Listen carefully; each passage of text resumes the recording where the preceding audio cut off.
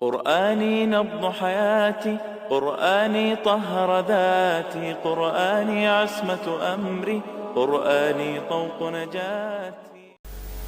An Anglican Christian in England by the name of Thomas Carlyle,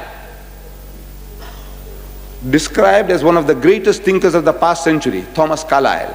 He wrote a book called Heroes and Hero Worship. It was a textbook for metric students some years ago. I don't know whether they still prescribe that. Beautiful literature.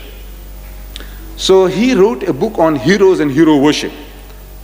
And he chose our Nabi Kareem sallallahu alayhi wasallam as his hero prophet. Not Moses, not David, not Solomon, not Jesus, but Muhammad sallallahu alayhi wasallam as his hero prophet.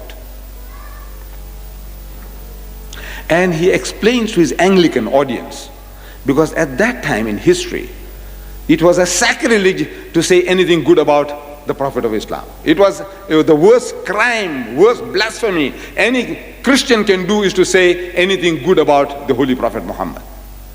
At that time in history, that's 144 years ago, he's addressing his audience, trying to pacify them.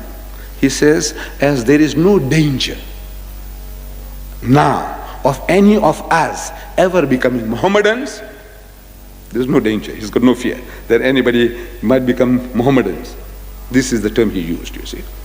Mohammedans, I mean to say all the good things about him that I justly can, because there's no fear that any of you will become Mohammedans, who is Anglican audience. Because as he says, Thomas Carlyle, that the people were trained to hate the man Muhammad and his religion. Now he's making a start, making a breakthrough, so he has to appease them. So look, don't worry, I know nobody will be converted. So this Thomas Carlyle, speaking about our Nabi Kareem sallallahu alaihi wasallam, beautiful words he writes. He says about our Nabi, a poor, hard, toiling, ill-provided man, careless of what vulgar men toil for. He's not worried about things that vulgar men toil for. Not a bad man, I should say. Something better in him than hunger of any sort, or these wild Arab men fighting and jostling 23 years at his hand, in close contact with him always, would not have reverenced him so, They were wild men. These Arabs, they said they were wild men, bursting ever and anon into quarrel, into all kinds of fierce sincerity. Without right worth and manhood, no man could have commanded them. Without that quality of sincerity, integrity, manhood, he said no man could have commanded them. They called him prophet, you say.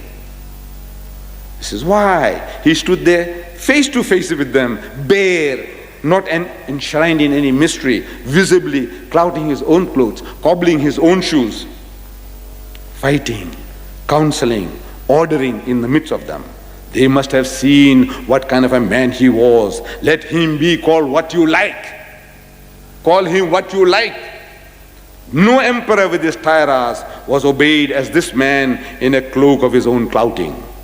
During 23 years of rough actual trial, I find something of a veritable hero necessary for that of itself. Our Muslim describes it, that Marde Kamil, that perfect man. Allah says, لَقَدْ كَانَ لَكُمْ فِي رَسُولِ اللَّهِ أُسْوَةٌ حَسَنَةٌ. So most certainly in the Apostle of Allah, you have the best exemplar. This is in 1840.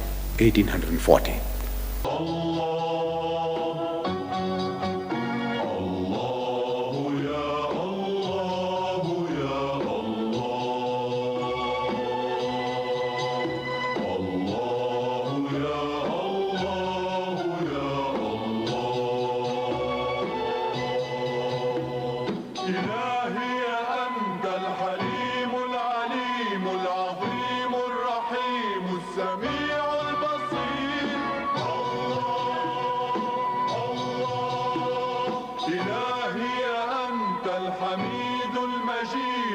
الرشيد الشهيد اللطيف